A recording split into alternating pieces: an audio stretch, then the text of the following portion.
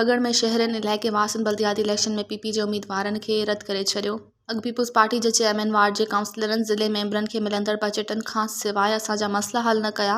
पीअण जे मिठे पाणी, लाइब्रेरी ऐं घिटियुनि में फर्श बंदी न थियण समेत स्ट्रीट लाइटूं न लॻाए सघिया। असांजा ॻोठ गंदगी जे वर चढ़ी विया आहिनि। सफ़ाई सुथराई समेत ॻोठनि में अक्सर नालियूं न ठही सघियूं आहिनि। इन सिलसिले में मुनव्वर पंवर, लाला हफ़ीज़ पठान, आज़ाद चांटियो ऐं ॿियनि सहाफ़ियुनि सां ॻाल्हाईंदे चयो त बल्दियाती इलेक्शन जूं चूंडूं 2018 में थियूं, जंहिंमें पीपी जा नुमाइंदा कामयाब थिया, जेके चूंडजण बाद नुमाइंदा के बि तरक़ियाती कम नाहिन कराए सघिया।